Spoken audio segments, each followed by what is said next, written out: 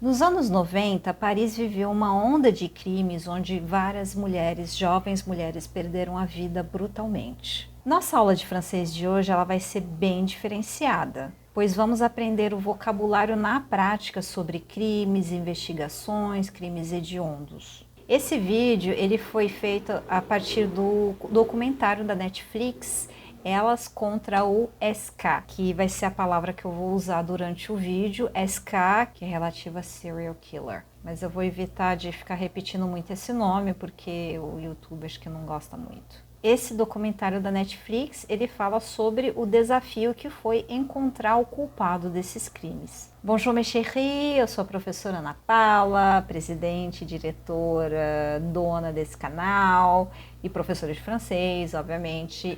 Bienvenue, soyez la bienvenue, sejam bem-vindos aqui no Academia Baguette. Para você que é novo aqui no canal, saiba que isso daqui não é um canal de true crime, isso daqui é um canal de aulas de francês e aqui eu também falo sobre cultura francesa, fatos, fofocas, enfim, vários aspectos da cultura francesa. Mas fica aí até o final do vídeo para vocês aproveitarem o máximo dessa super aula diferenciada de francês. E escrevam nos comentários se vocês gostariam de ver mais conteúdo sobre esse tipo de assunto. E não se preocupe, não vai ter lição de casa hoje. Merci. Antes de começar o relato propriamente dito, eu tive que fazer uma pesquisa para poder incrementar algumas informações fora do documentário da Netflix, porque é uma história muito longa e na realidade a Netflix poderia ter feito um seriado, uma temporada, daria uma temporada tranquilamente, mas eles fizeram só um documentário de 1h30. Então aqui eu coloquei algumas informações que eu vi no documentário e fora da Netflix, na internet.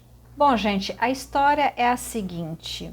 Le 8 juillet 1995, no dia 8 de julho de 1995, o corpo de Hélène Franquin, uma étudiante en psychologie de 27 ans, uma estudante de psicologia de 27 anos, foi encontrado no apartamento dela. Ela estava dénudée, sans vêtements, ela estava sem roupas. Ela estava jogada no chão e haviam marcas de sangue. Ela était ligotée. Ligotée, ela estava amarrada com cordas, né? Amarrada.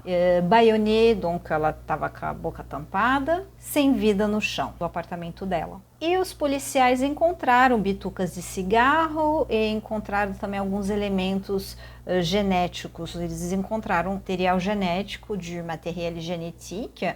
Então eles recolheram todas essas provas. E nesse momento, la chef de la brigade criminelle de Paris, la brigade criminelle significa brigada criminal. Então são os policiais, investigadores que cuidam de crimes dessa natureza. Ela se chama Martine Monteil e ela foi nomeada como chefe da investigação. No documentário da Netflix, eles mostram Le 36 Quai des Orfèvres. Alors, Le 36 Quai des Orfèvres, na realidade, é o endereço de la Brigade Criminelle de France, na época. Então, na realidade, aquilo ali é o endereço, mas todo mundo conhece ali o que acontece ali, o que tem ali, né? Aquele prédio público. Então, quando você fala de 36 Quai des Orfèvres, les gens, as pessoas sabem o que acontece ali. Nesse meio tempo que tiraram a vida da Hélène Franquin, quando eles receberam esse caso, que essa chefe de la brigade, Madame Monteil, recebeu esse caso, eles se deram conta que havia um outro caso que estava meio que arquivado, que também não teve nenhuma solução, eles não encontraram o criminoso. E foi um caso assim bem parecido, porque a vítima, ela tinha também perdido a sua vida da mesma forma, parecida. O nome da vítima era Agnès Niekamp. Agnès Niekamp, pelo que eu entendi, ela era de origem holandesa, ela era de origem holandesa. Ela avait 32 ans et elle était architecte d'intérieur. Ela tinha 32 anos e ela era arquiteta de interiores. Ela foi encontrada sem vida le 10 de décembre 1994, no dia 10 de dezembro de 1994. Então, o que aconteceu? Nessa hora, eles se deram conta que o assassinato da Helena tinha várias características com o da Agnès. E, ao mesmo tempo, eles também descobriram uma outra tentativa, porque dessa vez a vítima conseguiu se salvar, ela conseguiu fugir dele, que é Elisabeth. Eu não encontrei o nome da família, no caso, o sobrenome, mas ela também foi uma jovem que ela foi vítima, então ela sofreu violência sexual, etc. Porque, né, ele no ato ali, ele meio que tortura as vítimas, né, de várias formas. Então, essa moça, ela conseguiu fugir. Então, ela pôde prestar depoimento, ela pôde fazer um retrato falado, um portrait robô, que significa retrato falado, do suspeito. Como as características desses crimes eram tão parecidas, havia um padrão ali na ação desse meurtrier, que eles entenderam que ali eles estavam lidando com algo que eles não tinham o hábito de lidar na França. Não era normal, não era algo que era muito conhecido na França, que é justamente l'ESK. Então, eles tinham o hábito de ver isso acontecer nos Estados Unidos, por exemplo, mas na França não era muito comum, eles nunca tinham visto esse tipo de coisa antes.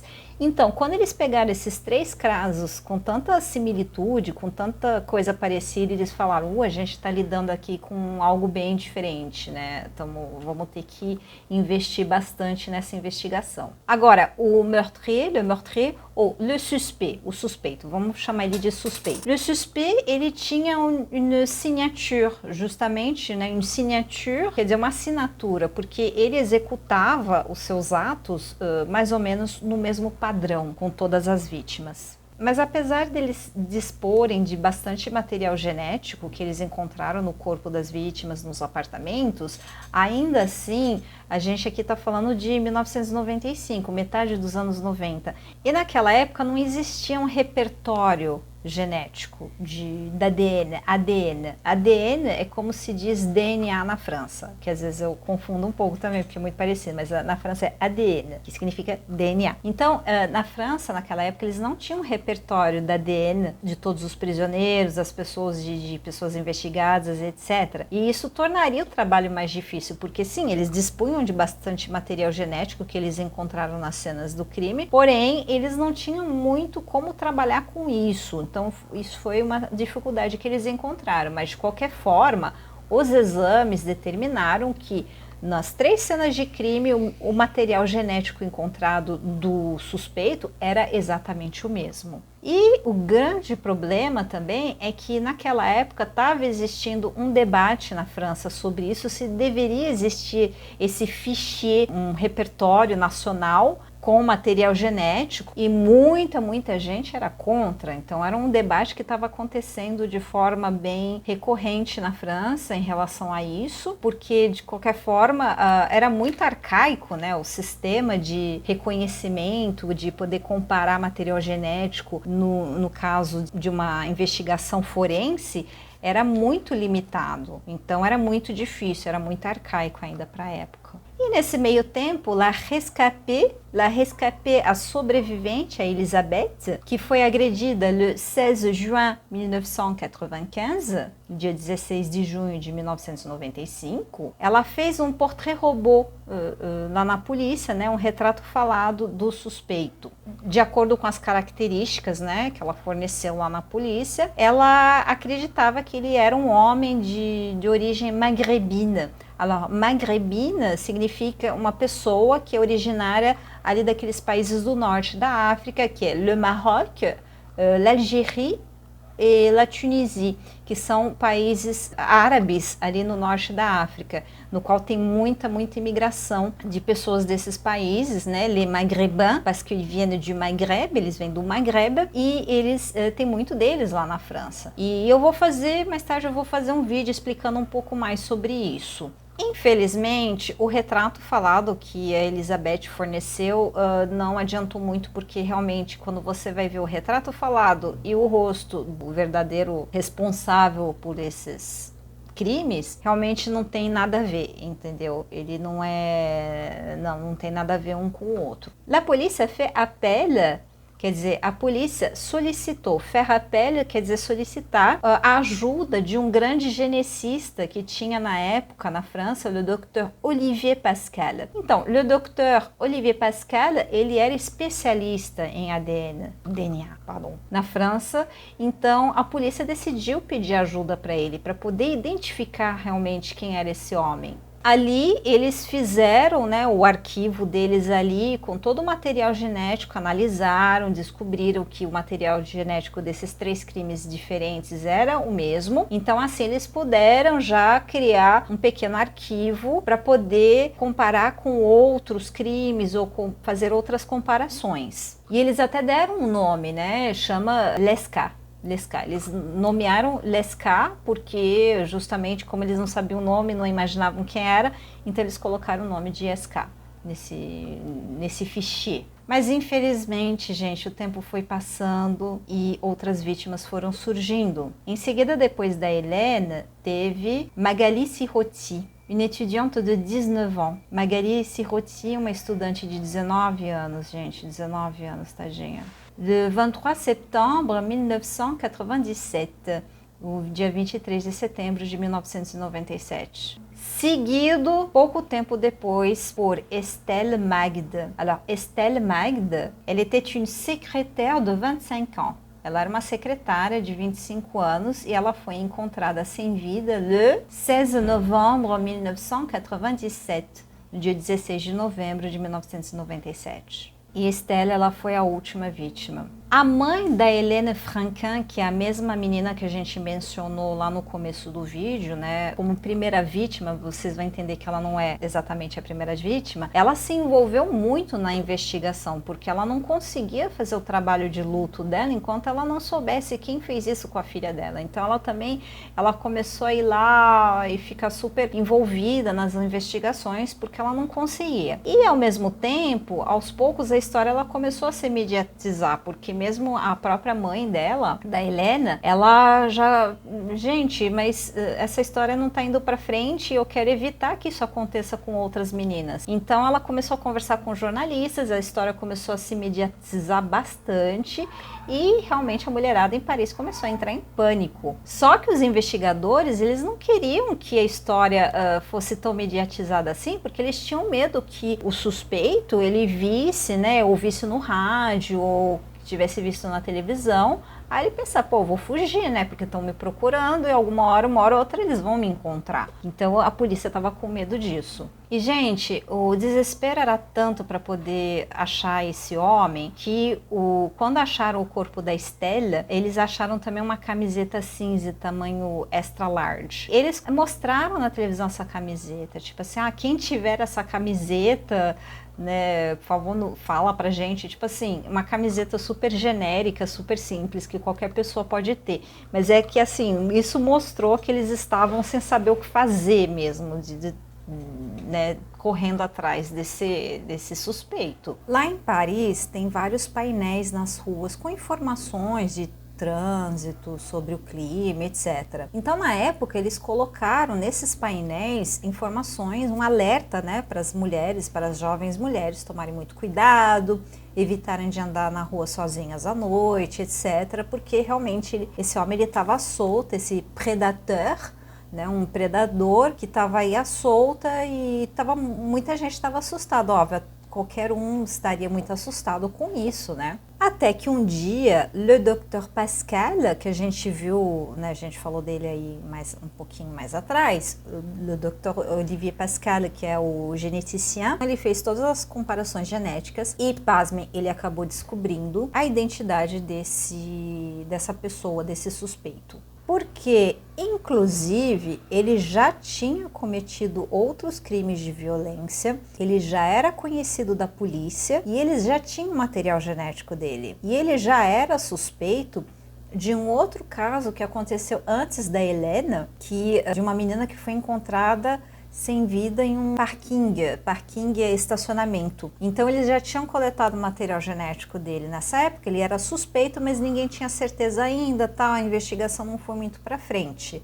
Mas olha só, gente, eles vão descobrir muita coisa, vocês não vão acreditar nesse homem. E isso foi um grande alívio para todo mundo, né? Para a polícia e principalmente para as famílias, porque as famílias estavam desesperadas para poder encontrar quem foi o responsável por ter tirado essas meninas da vida deles, né? Então, gente, como é que esse suspeito foi preso? Quem era ele? Por que que ele fazia isso? Vamos entender agora quem era essa pessoa, mas antes disso eu vou pedir para vocês se inscreverem no canal, deixar o seu like e também deixar aí nos comentários se vocês querem ver mais desse tipo de conteúdo e se vocês querem que eu fale de outras coisas também, obviamente, a partir do momento que seja relacionado com a França, tá? Que é aqui que é o tema do canal, gente. Très bien. Depois deles descobrirem a identidade do tueur, do l'assassin, toda a polícia ficou em alerta. Então era policial para todo quanto é lado lá em Paris, principalmente nas áreas onde ele agia, né, onde ele executava os seus crimes. Então tinha muito policial procurando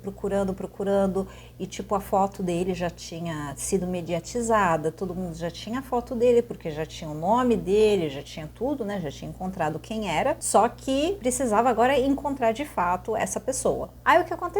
Foi muito interessante porque a ironia do destino é uma coisa assim fantástica, c'est formidable. Isso foi pouco tempo depois deles terem descoberto a identidade dele. Um belo dia estavam ali dois policiais, ils étaient en planque à l'entrée du métro. Eles estavam en planque, quer dizer que eles estavam ali parados porque ele estava esperando alguma coisa, estava investigando outro criminoso sobre um outro crime que não tinha absolutamente nada a ver com isso que a gente está conversando do SK. Então eles estavam ali e tal, e de repente passa o suspeito, né? A pessoa responsável pelos crimes. Ele passa e como todo mundo já sabia, esses policiais também eles estavam sabendo do caso, eles foram lá e prenderam ele. Assim, gente, foi nossa, muita sorte. Eles prenderam ele lá no Métro Blanche. Métro Blanche é o metrô ali perto do Sacré-Cœur, sabe? A Catedral do Sacré-Cœur, que é lá em cima, lá. Então, tem o Métro Blanche ali perto, né, no 18e arrondissement. Bom, gente, então vamos lá, vamos saber qual é a identidade desse monstro. O nome dele é Guy Georges. Guy Georges. Alors, Guy Georges, ele nasceu le 15 octobre 1962, no dia 15 de outubro de 1962, a Vitry-le-François. Vitry-le-François, uma cidade francesa, então ele era um cidadão francês. Então, ele era filho de uma francesa com um soldado afro-americano que estava ali em missão na França naqueles tempos. Então ali ela teve o caso com o soldado, tal, o soldado foi embora, ficou ela sozinha com uma criança. E ela acabou abandonando ele, ela acabou abandonando o Guy, ela mandou ele lá para adoção, que é a DAS. A DAS era um organismo que cuidava justamente, era proteção da infância, da adolescência, da juventude. Então esse organismo, ele pegava as crianças para poder dar para adoção. Daí ele foi para uma família d'accueil. Uma família d'accueil significa uma família de acolhimento, né? Uma família que recepciona. Isso significa que é uma família que vai cuidar dessa criança ou desse jovem durante o período necessário até que ela seja definitivamente adotada por uma outra família ou que ela atinja os seus 18 anos, enfim. Então isso daí é uma família de passagem. Então ele foi enviado para a casa da Madame Morin. Madame Morin era uma mulher que tinha 7 filhos naturais dela e mais 13 filhos nessa situação que ela também cuidava dessas 13 crianças. Ele foi morar lá, ele foi crescendo, tal, foi aí que aos 14 anos de idade ele já cometeu o seu primeiro ato de violência. O que ele fez? Ele agrediu uma das irmãs adotivas ali da casa. E no ano seguinte, tipo assim, quando ele já estava com seus 15 anos, ele agrediu uma outra irmã e de uma forma mais violenta ainda, porque ele colocou uma barra de ferro, uma barra de ferro na garganta dela e começou, sabe, a querer sufocar a menina. Então a Madame Morin, ela ficou muito assustada, claro, né? Ela ficou muito assustada com isso, então ela ligou para a DAS e falou assim, olha, não tem mais como eu manter esse rapaz aqui, porque as outras crianças elas estão correndo risco de vida. Então ele foi devolvido para Das. Depois não ficou muito claro para onde que ele foi exatamente depois que ele saiu da casa da Madame Morin. Porém, ele foi para a rua, né? Então ele começou a viver de pequenos delitos, furtos, coisinhas assim. E depois a gente vai descobrir, gente, que ele fez outros crimes, ele abusou de outras mulheres, que ele foi violento com outras mulheres. Infelizmente, no documentário da Netflix, eles não entraram nesse assunto dos atos de violência que ele cometeu no início dos anos 80, que se você for fazer as contas, ele ainda era super jovem, tipo, ele tinha 19, 20 anos de idade por aí, mas já no início dos anos 80, ele já cometeu esses crimes d'ordre sexuel, começou a ser muito violento com algumas mulheres, então foram vários casos, só que até então ele não tirava a vida delas, ele só fazia ali o serviço na metade, vamos dizer assim.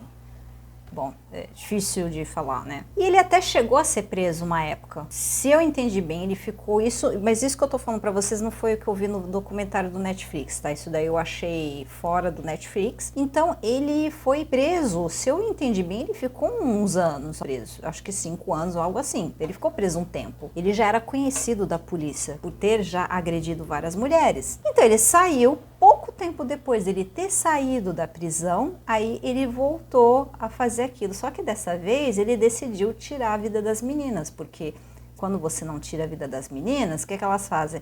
Elas vão na polícia fazer um BO, porter plainte. Porter plainte é fazer um boletim de ocorrência. Aí quando faz o boletim de ocorrência, vem uma investigação, etc. E ele não queria mais isso. Então ele falou assim, agora eu vou dar cabo na vida delas. Então foi aí que eles descobriram o caso da Pascale Escafay. Então teve o caso da Pascale Escafay, uma jeune femme de 19 ans, étudiante, uma estudante de 19 anos de idade, gente, linda. E assim, todas as meninas lindíssimas. Lindíssimas, lindíssimas, de 19 a 32 anos, de 19 ans a 32 ans. Jovens, bonitas, felizes, contentes ali, sabe? E essa menina muito bonita, e essa foi a primeira vítima fatal dele.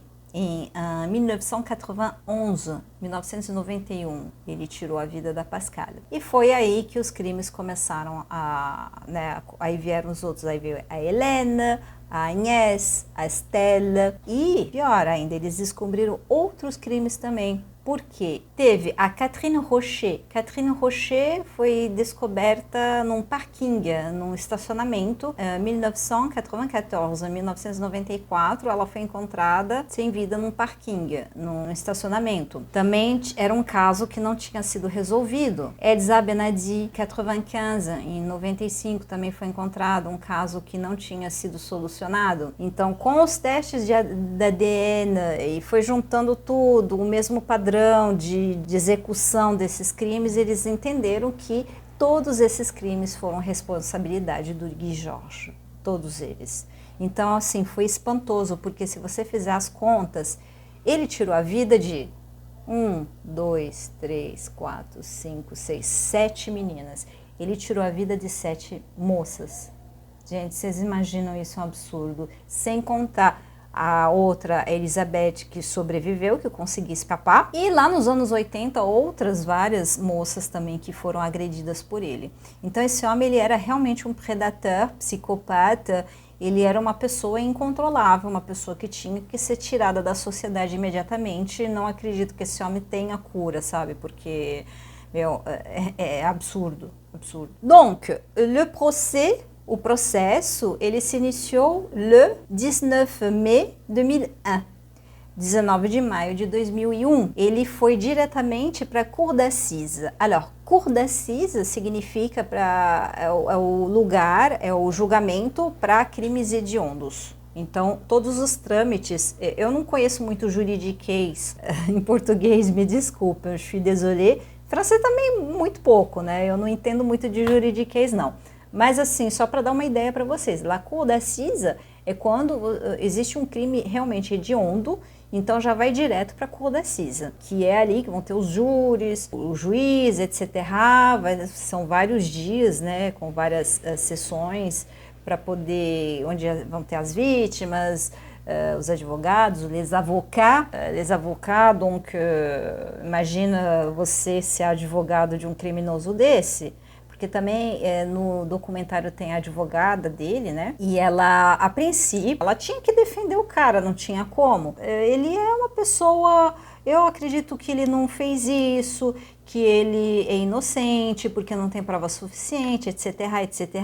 Mas no final das contas, ela não tinha nem como defender, porque ele mesmo acabou assumindo a responsabilidade desses crimes e não tinha como, porque em um momento porque assim, no começo do processo de procès, ele negava, simplesmente ele estava negando todos os crimes. Porém, teve um dia que a advogada da família das vítimas, que é a Solange Dumic était l'avocate, ela era advogada da família, ela acabou fazendo ele cair em contradição. Ele caiu em contradição, ele ficou muito nervoso, ele ficou realmente, ele não esperava por isso. Aí eu vou deixar vocês assistindo Netflix para vocês verem, porque realmente foi muito inteligent, c'était malin, foi esperto da parte dela o que ela fez, sabe? Muito boa advogada. Então aí chegou uma hora não tinha mais como defender. E ainda por cima, logo depois teve a vítima, Elisabeth, que foi la rescapée, la survivante, que foi lá e perguntou, você fez esses crimes? Você pode confessar? Aí ele confessou. Ele acabou confessando, falando diretamente para Elisabeth, uma das vítimas, ele confessou. Então, aí no final das contas, não tinha como defender mais. Donc, a advogada do Guy Georges, Frédéric Pon, na época, ela estava trabalhando com o marido dela, o advogado que estava... Na realidade, era o marido dela, que era o advogado oficial do Guy Georges, mas ele chamou a esposa para ir trabalhar com ele nesse caso, porque é sempre uma estratégia que advogados utilizam de colocar uma mulher para defender o acusado em casos de agressões S, né? Agressões S, não vou ficar falando muito o nome aqui, como uma estratégia, né, acho que vocês vão entender aí o que quer dizer isso, mas chega uma hora que, tipo assim, não tem como defender, deve ser assim um trabalho muito ingrato mesmo, né, não sei como é que funciona isso. E lembra da Madame Morin, que eu falei agora há pouco, a Madame Morin, que foi da família d'accueil, né, daquela família que abrigou o Guy Georges durante a sua juventude, lá, adolescência, infância. Então, aí ela foi também témoigner quer dizer testemunhar, ela foi testemunhar. E aí houve um momento mais poignant, mais marcante desse processo, porque ela chega lá e o acusado, no caso Guy Georges, ele olha para ela e diz: Maman, je voudrais te dire, moi je t'aime. Mamãe, eu gostaria de dizer para você, eu te amo. Madame Morin répond, ela responde: Moi aussi je t'aime, mais maintenant mon cœur se vide. Eu também te amo, mas agora o meu coração ele se esvazia. E uma senhorinha, sabe? Ela era uma senhorinha, então assim, foi bem marcante esse momento. E le 5 avril 2001, no dia 5 de abril de 2001, Guy Georges, ele foi condenado à prisão perpétua. E até hoje ele está cumprindo pena lá na França. Ele nunca mais vai sair da cadeia. Que alívio. Bom, gente, c'est pas rigolo como histoire, não é uma história muito, né, divertida nem nada disso, é uma história muito comovente e muito difícil de ouvir, porque pensando nessas jovens meninas que tinham a vida toda pela frente, que tinham projetos, que eram meninas alegres, e ele acabou, né, quando ele confessou, ele disse que ele fazia isso porque ele se sentia atraído por essa alegria justamente que elas tinham, por essa vontade de viver. Ele vê elas passando, ele já sentia energia, era por causa dessa energia que ele fazia isso, tout simplement. Isso daí é muito triste, né? Muito triste. O vídeo de hoje vai ficando por aqui, se inscrevam no canal, deixa o seu like e vai me seguir lá no Instagram. E deixem, né, tanto lá no Instagram como aqui nos comentários, escreve aí que tipo de vídeo vocês gostariam de assistir, se tem algum assunto interessante que vocês gostariam que eu falasse aqui. E a gente se vê no próximo vídeo. Je vous fais un gros bisou, à bientôt, bye!